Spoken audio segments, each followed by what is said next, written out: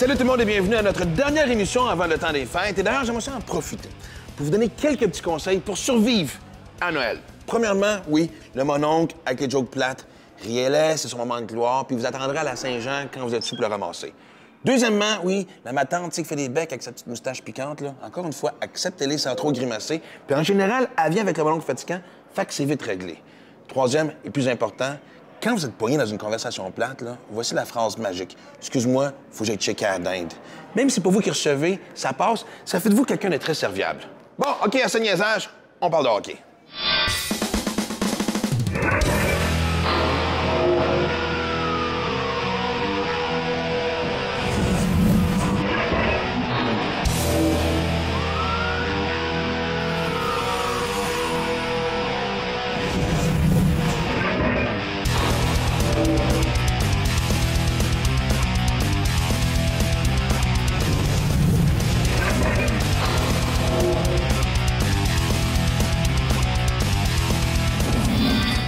Pas juste dans les parties de bureau, dans les parties de famille que c'est le temps des échanges de cadeaux. Dans la Ligue de hockey, junior majeur du Québec aussi, c'est le temps des transactions. C'est le temps des cadeaux empoisonnés. Oui, vraiment? Tu commences Ben, OK? c'est parce que des fois, des transactions ça donne pas trop les résultats escomptés. Hein. Quand on regarde, surtout pour les équipes aspirantes qui veulent se pacter un club, là, entre guillemets, généralement, ça donne pas les résultats souhaités. On regarde l'année passée ce qui s'est passé avec les Wildcats de Moncton. Ça n'a pas vraiment donné les Oui, quelle triste les ironie résultats. après ça qu'ils perdent contre Victo en première ronde, à Victo. Donc, non, tu sais, il y a de ces rendez-vous que parfois tu te dis j'aurais aimé mieux que ça se fasse pas. Mais là, oui, effectivement, une période de transaction qui va être assez exaltante. On regarde parce que je pense que si on se rapporte au début de la saison, on aurait dit ben là, écoute, le portrait est quand même ouvert. Ça va être une course à 3-4 équipes. La Coupe Mémoriale n'est pas au Québec, donc l'intérêt va diminuer, mais c'est pas trop ça qu'on sent. Non, ça s'est transformé rapidement parce qu'on n'arrête pas de le répéter, mais avec la parité dans la Ligue cette année, en fait, je pense que ça va être très difficile pour la plupart des directeurs généraux de dire, bon, qu'est-ce que je fais, là? Bien, oui, parce que ce qu'on semble constater, c'est que le prix à payer va être très élevé. Et lorsqu'on regarde, bon, ça débute officiellement le 22 décembre, ça va se poursuivre jusqu'au début janvier, et quand on regarde la valeur des joueurs qui ont été échangés, que ce soit Mathieu Boudreau, Frédéric Gaudreau, même chose pour Frank Schumacher, par exemple, qui était un défenseur de 20 ans, quand même, on va se le dire, dans la moyenne, le prix payé était assez élevé. La facture a été salée. Et je pense que là, on va commencer à vouloir sortir des éléments assez importants des alignements. Là. Quand on parle de Charles Ludon, évidemment, ça va être le nom de cette période de transaction. Bien, il y en a quelques-uns. Tu sais, je veux dire, honnêtement, depuis le début de la saison, on entend parler, évidemment, du jeune Manta. Mais là, je pense que c'est... J'allais dire, je pense que c'est un cas réglé. Parce que, le téléphone a dû sonner. En fait, Alex Rouleau nous l'a même confirmé que ça fait longtemps qu'il sonne. Mais je pense qu'il en a fait sonner plus qu'il y a à sonner.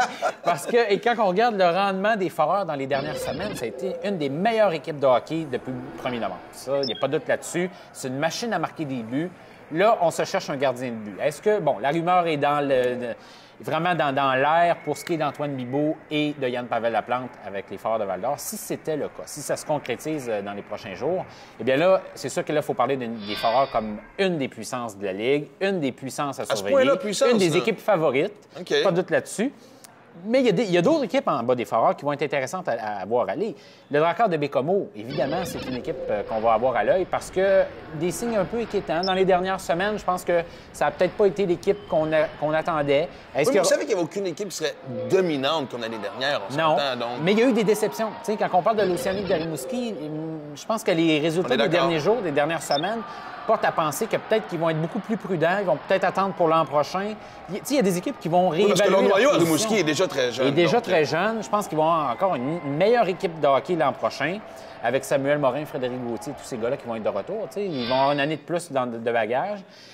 Évidemment, Halifax, que feront les Mousettes d'ici la fin? Ça, c'est l'énigme un peu de toute cette équation-là, parce qu'ils ont deux joueurs spectaculaires, ils ont une belle profondeur, ils ont de l'expérience, surtout ça, cette expérience-là qu'ils sont allés chercher l'an passé. 15 joueurs qui ont participé à la Coupe Mémoriale l'année passée qui sont de retour, ils pourraient aller chercher justement un gros nom, que ce soit Udon, pour compléter le tout. Même si ça sacrifie peut-être les performances de l'équipe dans les 2-3 prochaines années, ça vaut peut-être la peine d'y aller encore une deuxième fois pour la Coupe encore. C'est ça. Boisbriand. Tu sais, moi, Boisbriand, c'est un énigme pour moi parce que je regarde l'équipe. très bon début de saison, Ouais. malgré qu'il y a des joueurs qui n'ont peut-être pas donné ce qu'ils pensaient, non seulement en raison des blessures, parce que je pense que Ryan Tessink, Marc-Olivier Roy, Clapperton, il y a des gars qui ont manqué des matchs. Bon, défensivement, vraiment une performance assez incroyable. Mais est-ce qu'ils ont la profondeur pour gagner une série? On dit que du côté de l'Armada, on manque contre peut-être un défenseur offensif. Un défenseur. Est-ce que Joël Bouchard va toucher à son noyau de 20 ans? Est-ce que Ryan Tessink pourrait être sacrifié? Par exemple, si tu regardes Ryan Calkin, est-ce que c'est le genre de joueur? Moi, je trouve que c'est quasiment une équation parfaite. Donc, il y a des questions. Est-ce qu'on a de quoi donner du côté de l'Armada? C'est ça. C'est la grande question. Est-ce qu'on peut sacrifier des choix de repêchage? Québec n'en a pas beaucoup. Je pense que ça pourrait être une planche de salut pour eux pour l'épisode de la Coupe Mémoriale. On verra. Parce que là, c'est sûr que Chicoutimi et Québec, c'est deux équipes qu'on va surveiller beaucoup aussi. Pas parce qu'ils vont s'améliorer tant que ça pour cette année. Non, parce qu'ils veulent préparer ce qui s'en vient. Pour la Coupe Mémoriale. Ils sont l'équipe hôtesse en plus. Et ça, c'est ce qui rend le rôle encore plus difficile cette année aussi. OK, c'est quoi? Je vais te lancer quelques noms et je vais avoir tes prévisions. Selon toi. C'était un petit jeu qu'on n'avait pas prévu avant le début de l'émission. Il faut que je te garde sur l'équipe. On a de l'inspiration. Exact. Bon, tu m'as dit que selon toi, le jeune Manta à Val-d'Or ne bougerait pas, c'est réglé. Charles Hudon. Ben moi, je pense que c'est une obligation. Ils n'ont pas le choix. Mais là, il faut décider où est-ce qu'il s'en va. Moi, je pense que le Drakkar de Bécomo va assurément être Moi, je pense les Moussettes. Un interlocuteur, mais évidemment, Halifax. Mais qu'ont-ils à donner au Saguenay? Moi, je pense que s'ils déploient une offre de choix de première ronde, Chicoutimi ne peut pas trop dire non à ça, parce que c'est sûr que dans l'immédiat, ça ne donnera pas de joueurs. Mais après ça, là, tu peux prendre ces choix de première ronde-là et aller magasiner.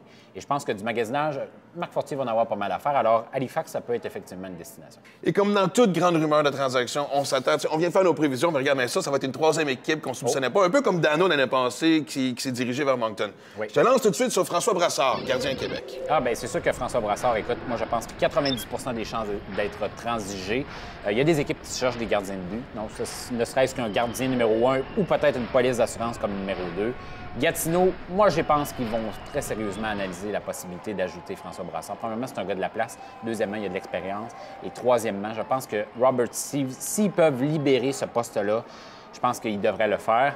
Mais, encore une fois, est-ce que les Foreurs de Val-d'Or vont être sur ce dossier-là? Bon, j'allais dire parce que tu parlais de leur faiblesse devant le filet, donc... c'est ça. On dit qu'ils sont intéressés par un gardien de but. Est-ce que ce sera Antoine Bibeau? Est-ce que ce sera François Brassard? Je pense que c'est deux excellents candidats. Et rapidement, d'autres noms surveillés? Francis Beauboulier, des Cataractes de Shawinigan, un vétéran de 20 ans. C'est sûr qu'il va être transigé. Guillaume Dessel à Boisbriand, Joël Bouchard doit faire un choix avec ses gardiens de but. Et deux noms intéressants, Brandon Whitney et Jonathan Diaby à Victoriaville. Seront-ils transigés? Je pense que, tu sais, si on s'était parlé il y a 2-3 mois, on aurait dit Jérôme Maisonneuve va être acheteur. Quel début de saison? Là, il va peut-être réévaluer ses positions. Exact. Et il y a des grosses décisions à prendre. Écoute, merci énormément pour le lien, puisque oui, nous autres, qui sommes partout, on va justement se diriger vers Victoriaville après la pause avec Andréane Barbeau qui nous montre un peu ce qui se passe en coulisses. C'est un pur hasard qui mentionnait ça. Donnez de même. Une passe à la palette. Exact, c'était bien fait.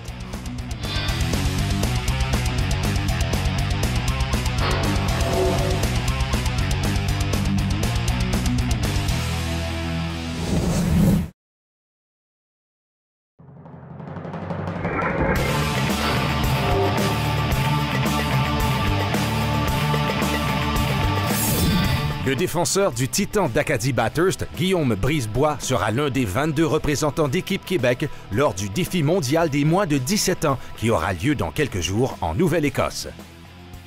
Malgré ses 16 ans, le défenseur de Mont-Saint-Hilaire a hérité de grandes responsabilités avec le Titan. Sélectionné 5e au total lors du dernier repêchage de la LHJMQ, Brisebois est toujours à la recherche de son premier but en carrière dans le circuit Courteau. Le jeune frère de Mathieu Brisebois, qui a disputé sa carrière junior avec les Huskies de Rouyn-Noranda, se distingue par la qualité de son jeu en défensive et son calme à la ligne bleue. C'est impressionnant. Tous les soirs, je compte les meilleurs trios. Je pense qu'il est moins 3 depuis le début de la saison. Donc, c'est vraiment quelque chose qui prouve présentement qu'il est capable de pas juste être bon dans notre ligue, mais dominer un si jeune âge. Puis, il est loin d'être à maturité physique en plus. Là.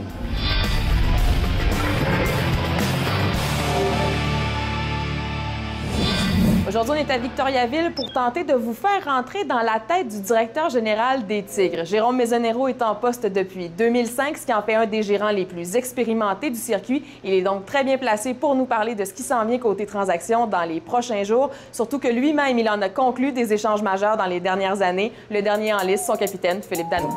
J'ai effectué 6 transactions au total. Puis finalement, à midi moins quart, on a conclu la transaction. La grosse transaction avec les Wildcats de Moncton, Philippe Danault, qui prend la route de Moncton.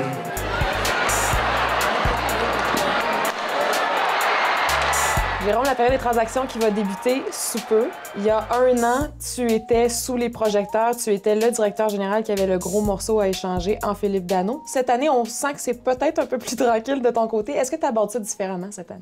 C'est sûr que oui. Notre équipe n'est pas où elle était l'année passée. Les joueurs sont pas les mêmes non plus. La situation est complètement différente. Puis, mais d'une année à l'autre, d'une période de transaction à l'autre, c'est jamais le même état d'esprit. Quand est-ce que ça commence, la période des transactions? Quand est-ce que le téléphone commence à sonner, que vous vous appelez entre vous, puis là, que tu sens qu'il y a du mouvement qui commence à se faire dans la ligne? Début décembre, on va dire. Début décembre, là, on sent un petit peu d'excitation parce qu'il y a des équipes qui commencent à camper, à définir leur position. Les périodes de transaction, les journées les plus fébriles, c'est toujours les dernières journées. Hein. Le dernier avant-midi, c'est souvent là que les grosses transactions se concluent. Est-ce que c'est vraiment durant la dernière journée des transactions que ça se conclut ou il y a aussi des stratégies derrière le fait de dire on attend à ce moment-ci pour l'annoncer, on n'attend pas, on le fait maintenant?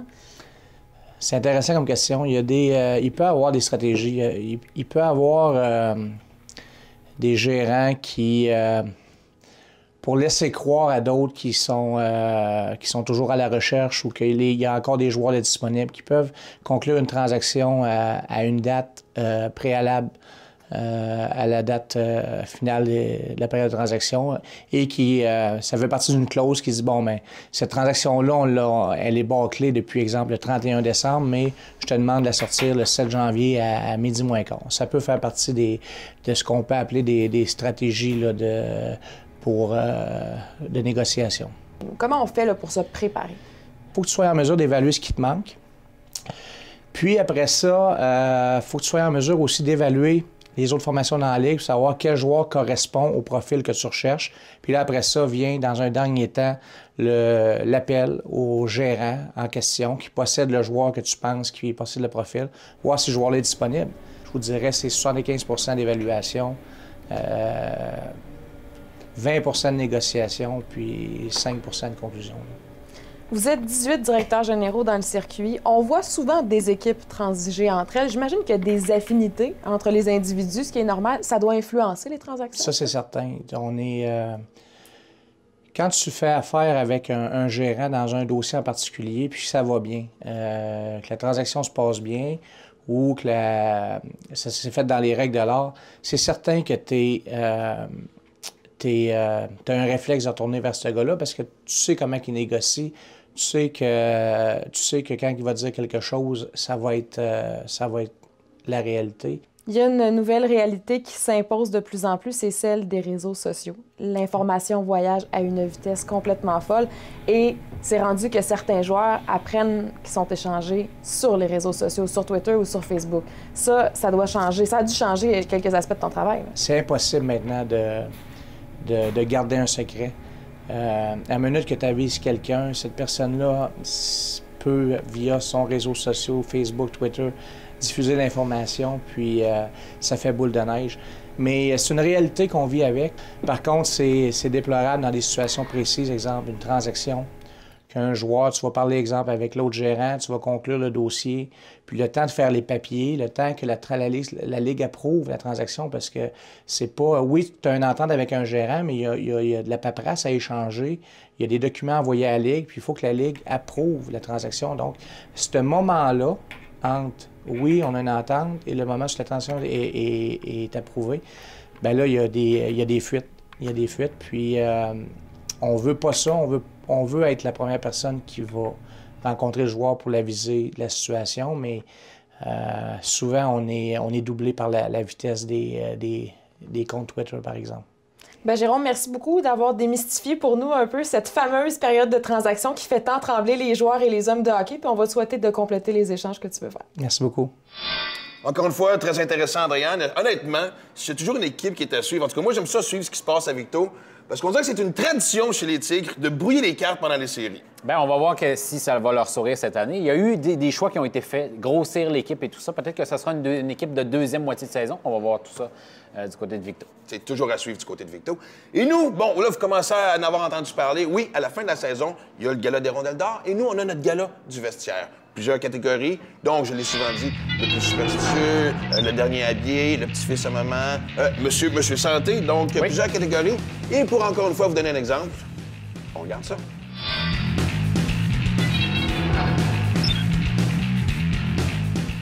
Nicolas Aubé-Cubel. Parce qu'il parle dans son sommeil. Fait que des fois, il peut te réveiller en faisant le saut parce qu'il parle, puis toi, t'as de la misère à te rendormir après.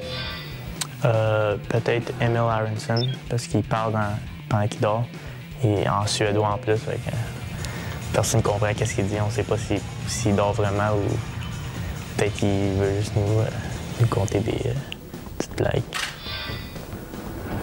Valentin Zikov. Parce qu'il est indépendant. Oh! Ça aurait sûrement été Ferg qui dormait pas vraiment souvent. Je pense que tu essayais de dormir, puis lui, il était sur son laptop, puis il relaxait, puis je plais jusqu'à 2 heures des fois. Fait que c'est sûrement lui. Pire co-chambreur, c'est soit Jonathan Drouin ou soit Liam Alcalde dans notre équipe. Tous les deux sont traîneux. Ils sont un peu perdus, puis non, c'est pas vrai. Alcalde est un peu perdu, mais Joe, il est traîneur, puis je sais pas, je pense pas que ça marcherait à m'opuler dans une chambre. Je pense pas que ça marcherait.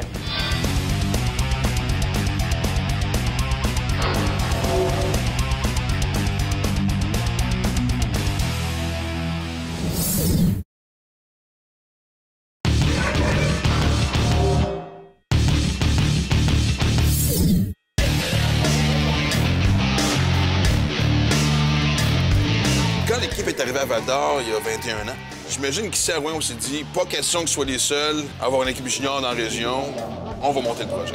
C'est arrivé, je pense, 1 an et demi après, parce qu'il y avait bien des gens de Rouen-Noranda qui allaient jouer à Val-d'Or, qui allaient voir les games à Val-d'Or. Il y avait peut-être 200 personnes à toutes les parties. Quand même, là. Puis là, d'un coup, Saint-Jérôme, ça allait pas trop bien. Puis on dit, on va s'en venir à Rouen-Noranda. Ça s'est décidé vite, paf, on est en concession. J'imagine que ça t'a pas pris de temps avant de réaliser l'importance et la place que le club prenait dans la ville. Non, c'est ça. Aussitôt qu'on est arrivé, surtout avec André, c'était un gros nom que moi, je connaissais. On est arrivé ici, c'est quelque chose de gros ici. Je pense que la ville est hockey, puis c'est important pour la ville, les partisans. Quand t'étais jeune, tu venais aux parties de Huskies aussi, j'imagine? Ah ouais, depuis que j'ai 6 ans, je pense que je viens au game, puis c'est vraiment quelque chose qu'on faisait en famille, puis j'ai toujours aimé les Huskies. J'imagine que pour toi aussi, c'est un rêve de porter l'uniforme des Huskies. Ah oui, c'est un rêve. Moi, j'étais le petit gars qui était dans les estrades avec mes parents, avec ma soeur. Je regardais les matchs quand j'étais jeune, puis de voir les gars, c'était toutes mes idoles, ces gars-là. Puis je les voyais bien gros, puis là, c'est rendu à mon tour d'être le gros, justement, d'être le joueur. Fait que ta rivalité aussi avec Val-d'Or, t'as connais depuis que t'es jeune, là. Ah ouais, ça, là. C'est le mot qu'on prononce pas autour de la table ici, c'est Val-d'Or, c'est ça? C'est ça. Ben, on le prononce, mais pas dans les bonnes phrases. Avec des mots qu'on peut pas dire présentement, c'est ça? Ouais, non, vraiment, depuis qu'on joue au hockey, là, depuis la tombe, dans le fond, que c'est de l'élite. Depuis ce temps-là, la rivalité contre Val-d'Or, c'est important. Mais ça prend-tu vraiment des proportions? Est-ce que tu la sens vibrer dans la ville, vraiment, là, dès que les gens en parlent? Ah ouais, ben je pense qu'avec les propriétaires puis André qui a vraiment prôné ça, les fans ils ont vraiment embarqué, puis c'est une bonne rivalité. Là. On s'aime pas bien. On se déteste. Ah, à ce point-là? Ah, ça, on se déteste. On le sent dans l'aréna quand... Oh, oui. Mais c'est une belle rivalité, c'est le fun. Mais regarde, on a eu Val-d'Or nous a eu, puis c'est le fun comme ça. C'est une guerre à chaque fois qu'on se rencontre sur la oui, place. Un match de série, un match de saison, c'est pareil. Là, les gars, on le voit le matin quand on arrive à l'aréna, quand c'est Val-d'Or, c'est différent. La ville, on le sait. Ouais, même ici, je veux dire, les gars, c'est quoi? C'est plus tranquille, c'est plus silencieux, c'est plus concentré? Ou... Ouais, c'est peut-être un petit peu plus focus. Là, on sait qu'on va voir beaucoup de monde dans l'aréna, puis on sait que c'est vraiment important pour... toutes les games sont importantes, mais ceux-là, on dirait qu'il y a une petite coche de plus. Ça t'a pris combien de temps quand tu es arrivé ici pour sentir la rivalité entre les Huskies et les Foreurs? Oh, ça n'a pas été long. Écoute... 30 secondes? À peu près. Premièrement, M. Blais, il m'en a parlé assez rapidement. Une chose, il faut gagner contre Val-d'Or. Ça se sent partout dans la ville, puis il y a plus de monde. Plus de monde au match, plus d'ambiance. La game à Val-d'Or, il y a plein de monde à Rouen. La game ici, il y a plein de monde à Val-d'Or. Puis on a gagné 2 derniers matchs contre eux autres dans le même week-end, puis... ils s'en rappellent. Ils s'en rappellent, Val-d'Or. Ah ouais? Fait ils vont être prêts pour le prochain, c'est sûr. Si tu avais été repêché par les Foreurs... Ça aurait été une adaptation.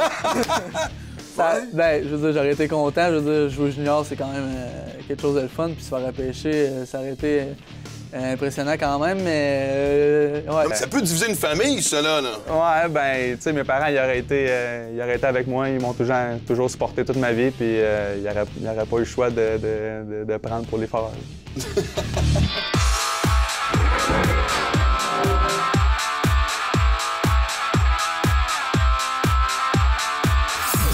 La Ligue canadienne de hockey a annoncé la liste des 40 joueurs qui participeront au match des meilleurs espoirs en vue du prochain repêchage de la Ligue nationale de hockey. 7 joueurs de la LHJMQ, dont 3 Québécois, seront à Calgary en janvier. Les attaquants Daniel Audette, Ivan Barbachev, Nikolai Ehlers et Clark Bishop. Le défenseur Alexis Vanier et les gardiens Julio Biglia et Mason McDonald ont été retenus. 2 joueurs seront particulièrement à surveiller, Sam Reinhardt du Ice de Kootenay et Aaron Ekblad des Colts de Barrie. Les 2 se livreront une lutte pour la première sélection au total lors du prochain repêchage.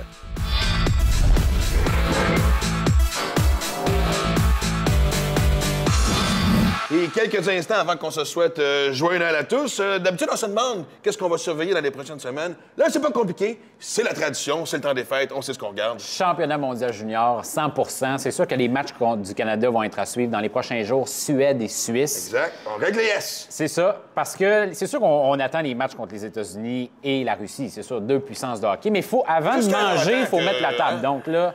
Ça va être intéressant. 2 très bonnes équipes de hockey. Oui, on l'a vu pendant la série Subway. Et par contre, ce que je me dis, c'est que la Russie a perdu 2 fois au Québec. Donc, les Québécois qui vont être sur l'équipe canadienne vont peut-être faire la différence lors de ces matchs. Prédiction personnelle. C'était jamais arrivé que la Russie gagne ses 2 matchs dans la Ligue de l'Ontario, qui avait une fiche presque étincelante. Donc, peut-être que ça donne un aperçu de l'équipe nationale russe parce qu'ils avaient amené des bons joueurs qui vont former le noyau de leur équipe. Alors, vraiment, ça va être un beau championnat mondial junior à surveiller. Les activités dans la LHJMQ recommencent le 28 décembre. Et les jeunes de Team Canada, d'équipe Canada, vous savez quoi faire? Médaille d'or. On n'a pas le choix, je sais. Excusez-moi la pression, mais c'est même à chaque année. Donc, go boys, go. Et vous aussi, vous connaissez le rituel, hein? Ça s'appelle pantalon de jogging, oui, des pantoufles, T-shirt, de préférence taché. On mange les restants et si on a le temps, go crazy carpet. Hey la gang, on vous souhaite sincèrement ici, toute la gang de juniors et majeurs, un joyeux Noël. On se voit le 10 janvier. Joyeuses fêtes. Ciao.